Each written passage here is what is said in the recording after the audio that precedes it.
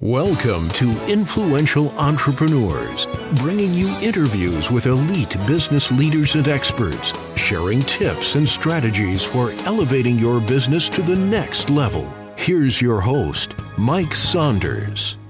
Hello and welcome to this episode of Influential Entrepreneurs. This is Mike Saunders, the Authority Positioning Coach. Today we have with us Pri Cosentino, who's a Senior E.A.S.E advisor with Xexis Private Wealth. Pri, welcome to the program. It's a pleasure to be here, Mike. I'm so excited for this moment to really talk about something that can be really challenging and is dear to me. Yes. I know that we want to talk about transformation, and I know that so many times when you look at someone that is in their 60s and 70s, like for instance, growing up, you look at your parents and they had the house and the car and the TVs. And when you're a teenager, you're like, I want all that stuff right now. Well, it took them a minute to get there. They had to go through sometimes struggles. They had to go through harder times. And I know that sometimes when you can look back on decades, you can see that transformation, and then you come through to the end of that and feel like there's some success and some empowerment. So I know that you've got a story, and I want to hear about your story. Talk a little bit about your personal and financial challenges that you had that brought you to the point of wanting to work with clients to help them guide them through their struggles and lead them to that transformation. Mikey, you said exactly the challenge that I had there. Young, not a lot of experience. I wanted everything right now. So I was looking forward to save, and my goals were to put money aside for my retirement. I got in a position of my work, and I'm talking here with my 20s, not a lot of knowledge, not the right people surround me. And I got a lump sum, $50,000, not a big deal to retirement, but that was all that I got. And it was like, okay, I have a lot of things that I wanted right now, but I know that I need to save that for my future. And I put that in an investment that I have to confess, I was not prepared for that investment. I didn't do my right research. I didn't got myself educated to understand what was it. And I didn't found the right person. I was dealing with someone that was just making the best for them, not the best for me.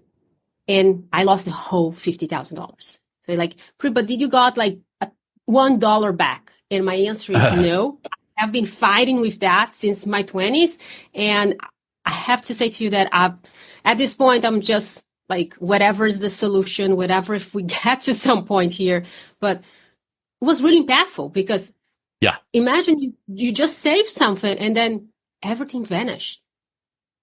Well, and at that point in your life, 50,000 was a lot, whereas someone in their 70s or 80s, 50,000 of their $1 million retirement account, it hurts, but not as bad. This was everything you had saved for. Yeah, exactly. It was a point of like, I'm starting, and you need to start someplace, and that was everything. So that made me realize that I need to transform and make changes for when I was going to do something. I was with the right information. I was with the right people surrounding me. I had the pieces that were important so I could understand and make the smart decision. Information is really easy to come by these days in books and online. And you mentioned that this was someone that gave you advice that was better for them, not better for you. What did you learn through that about trust? So how do you now look for things in people to trust them more? And now as a financial advisor, what do you do to help your prospective clients and your clients have that trust, level of trust with you that you're going to do the right thing by them? Great question. First and foremost, I try to verify the person's principles and values. If they match with my principles and values. So I have some principles that would foresee what I'm looking for a person. Does that person have those details? Can I research the person? Like you said, nowadays we have everything online. When this happened, I have to say, unfortunately, wasn't so good of technology. It was earlier years, so yes, Google already exists, but right in the beginning there, everything took a little bit more time to research. Was not everything online. So that was a point. But I try to see if I can find the person, if I can connect with the person, how the person talks about it, where the principles and values, can I see those principles and values through the communication, to the way that they are seeing things and how they are explaining things. One of the points was like, oh, the person was thinking more for them. When I'm in a meeting with someone, what I'm going to look is understand what's important to them. And that's something that I didn't see in this story. It was at no moment this person that I connected with question, is this the right type of investment for a younger person that just got the first steps for retirement? And I try to understand, if I'm talking with someone that's closer to retirement or in retirement, what are their goals? What matters to them? What's important to you that's here listening? It's not doesn't really matter what I think, you know? So It's funny. I know that this is an old speaker, a little funny thing to say, but what's everyone's favorite radio station? WIIFM. What's in it for me? And your clients, they care about what's in it for them.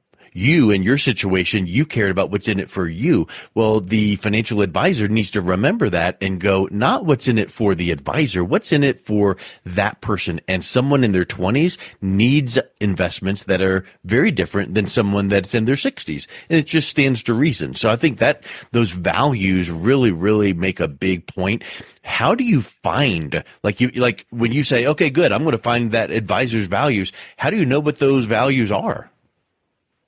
I think it come across a lot in the way that they communicate. So I research about them and I research about myself, right? So if I need to find someone, let's say, let's get some example outside of the financial industry, but let's say that I'm looking for someone to help me and or direct me with my image.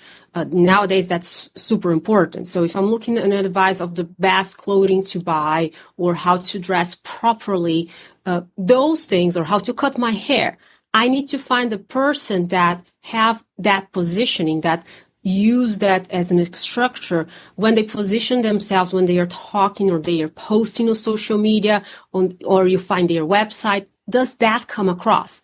Do they have points where they can share about who they are, what they value? If you were someone of faith, can I perceive that faith on you? And that come across. So that's a way that I can find about how are the core values of that person, is trying to see in simple phrases, in the way that they are communicating, is the person, now back to the financial industry, is the person listen to me? Yeah. Or they are just trying to talk, because that's easy too. That's a really, really good point. Because too many times that advisor might be listening just long enough for you to stop talking so that they can make their next point. So talk a little bit about your approach that you take with clients that's different from financial professionals, because as a senior E.A.S.E advisor, what does E.A.S.E planning mean? So we use a methodology, it's a process. I think that's the initial step when we are talking about our process of helping clients through their financial decisions and their financial goals. That means, first and foremost, listening to them and understanding the facts. And when we gather that, E stands for E for education, A for analysis, S to strategize, and E, the best part that I think so, is to enjoy your life. And enjoy not only like having a ton of money. Yes, money is a great tool, it's important, but truly be able to enjoy with things that matters for you. So using this method that is a really great way of going step by step can help the clients to have all those analyses and create the right strategy that's important for them based on their desires. I like that. I always love when you see acronyms and a process, because it means let's start here and then let's move to the next piece. But I love how at the very end is enjoy, because if you're not doing something you can enjoy, and if you don't have something you're working toward that's enjoyable, the process feels extremely hard, right? Really hard, especially when we are talking about finances, because Yeah. most and foremost, money, it's a challenge because we live now in a moment that we need money as a tool to accomplish everything that we want in our surroundings. For a simple day-to-day life desires to big travels, goals, dreams. So money is a powerful tool and can be so stressful if we cannot make that enjoyable in the end. I don't even want to go close to that. Yeah. Here's something that it's making me think of when you said that. I know that we've talked about personal values in finding the right advisor, but now if you're someone in their 20s, 30s, 40s thinking about retirement, okay, how do I align my own personal values with financial success? And what you're talking about there with enjoyment, you could get things out of balance. Like, I could want to be having fun and taking 10 trips a year, but that might be too much given me wanting to accomplish certain retirement goals. So how do you make sure that your clients are understanding that gap between financial planning and financial success, and then aligning their personal values? Great question. And that's why we have those 4 steps. We create the education piece. So we are going to understand why we are doing certain decisions based off what matters for them the most. But we are create the right analysis for them so they can see and understand the rational part and the emotional part behind all of those decisions. And then we create the right strategy. So, okay, maybe you cannot do 10 trips, even though you want it, because you also want in the future to be able to enjoy your retirement with a quality of life that you are desiring. But maybe you can do 6. It's that something that we can accommodate, and how we can accommodate. And that's creating the right strategy for you based on your goals and seeing all the pieces of the puzzle together. Yeah. And that makes them really be able to enjoy, because they're like, oh, okay, I'm being able to fulfill my emotions, and I'm also understanding why I might not go every day to have a dinner out, because my goal is that I can have maybe 3 days and enjoy that, and have also a trip maybe to Europe in a few months, and create this balance. And on the other side of the coin too, you don't want to think too conservatively about saving money for retirement, because then you're having zero fun. So some people would go, I can never take a big trip because it would cost money, and that's going to go come out of my retirement planning, and I need to do all those fun things when I retire. Well, the problem with that is, then life is a grind, and when you get to that retirement age, what if some things have changed health-wise that you can't do the things you wanted to do? So it all gets down to balance, right? Yes, all comes down to balance, to understand behind. That's what strategic planning is so important, because we can really empower ourselves and understand what's behind. Anything too much. If you do 80 to 8, when you go too much to one thing, is bad for you. Water is great for us, but if we drink too much water, that's also bad. And that's the same with money. I've said that many, many times. Water's good, but you can actually drown drinking too much water too fast. Even if you're just drinking water cup after cup, that can be dangerous. So that's a really, really powerful point. So talk a little bit about the emotional well-being. You mentioned that a couple times. And I think that sometimes when you would make a recommendation to a client, there could be an emotional response that they have that they might not even realize that they're having. Yes. So when we are talking about any decision, even though we believe so that we make our decision rationally, when we study neuroscience, one of my MBAs, we understand that actually behind any rational decision, there is an emotional decision behind that we use rational to explain why we are doing that decision. So if Yes. we don't understand the emotions behind it, we won't be able to really make that plan work. Because I have a lot of personal emotions and behaviors that limiting behaviors, limiting beliefs that might have come with me since my childhood. And all of those pieces together are going to allow me to create my future plan. And that's what emotion is so important. And I repeat myself a lot because sometimes a decision rationally, we would not take it if our emotions don't make sense. Just an example, Mike, you mentioned about that. If I want to enjoy all the trips right now, that's my emotion saying I deserve it because I have been working super hard. Yeah. So we'll create a rational reason for that, saying that I need to travel so I can have cultural experience and I need that for my career, for my family. And so I'm going to create a rational way, but that's my emotion saying I need to feel fulfilled.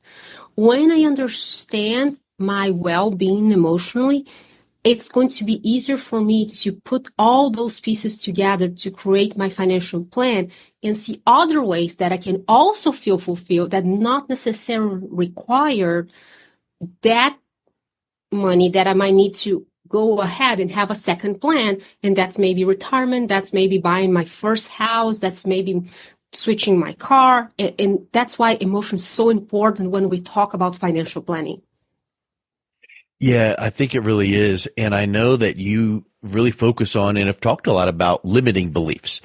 What are some of the most common limiting beliefs people have about planning for retirement? And I would also want to add to that question, how do you help your clients really reveal what their limiting beliefs are? Because if you were to ask 10 clients, what are your limiting beliefs? Probably all 10 would say, I don't have any.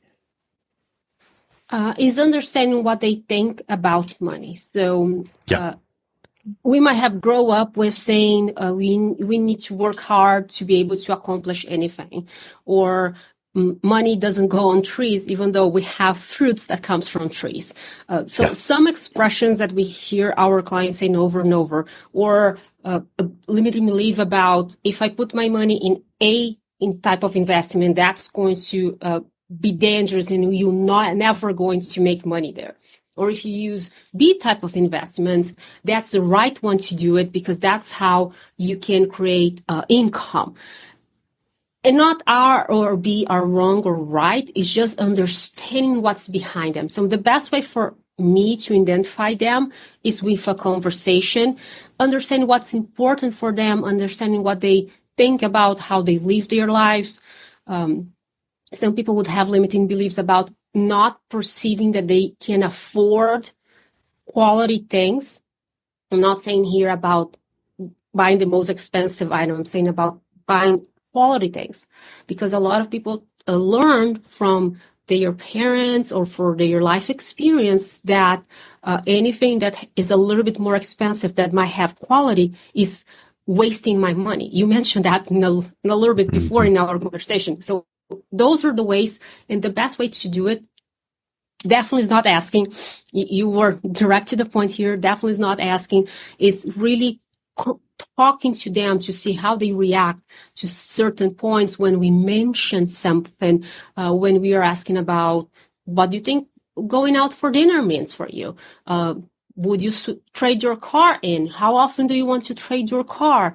Things like that can give us the feedback for a person that's well trained to understand what is behind all of this in that scenario and be able to work with the client to really see beyond what they have heard for many, many years. Because it's possible to change your belief system, but you need to first get understanding of the scenario, get the knowledge, the conscience about that moment.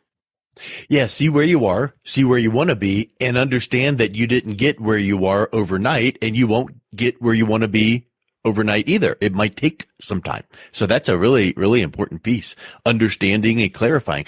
Let's wrap up with this, Pri. What is one piece of advice you would give to someone who feels confused or overwhelmed about decisions that they need to make regarding their retirement, and they really need to understand their finances?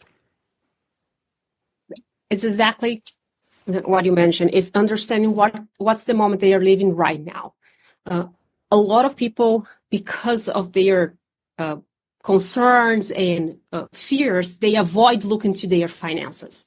So first step is go check your finances, understand your budget. I know that budget's a tool that everyone gets super worried about. I don't want to see how much I'm expending because it's going to be too much, how many subscriptions I have. But the first step is to see the moment that you're living right now. And the second one, like you mentioned, is to understand where I'm going. For me to start being not overwhelmed, I need to understand where I'm going. And the best part of all of this is that you don't need to do this alone. If you find the right people to walk by your side, have the right advisors, the right mentors to guide you to this process, that can be so much easier. So the first step is recognizing, and that sometimes is super tough, where I am in my financial situation right now. Do I need help? And when I make that decision, then everything becomes super manageable to work with. Yes, clarity really, really is something so important, knowing where you are, where you want to be, and then finding that trustworthy person to help guide you to get there. So Pri, thank you so much for coming on. If someone is interested in learning a little bit more about what you do to work with clients, what's the best way that they can do that and reach out and connect with you?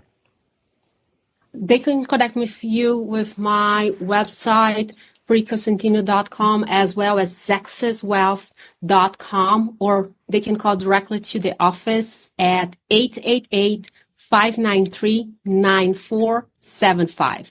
It's going to be a pleasure to talk to you for a 15 minutes call so we can understand what's going on and how can we best serve you to really help you through this super important tool in our life, that's money. Yes. Well, thank you, Pri. I really appreciate you coming on. It was a pleasure. Thank you, Mike. You've been listening to Influential Entrepreneurs with Mike Saunders. To learn more about the resources mentioned on today's show or listen to past episodes, visit www.influentialentrepreneurssradio.com.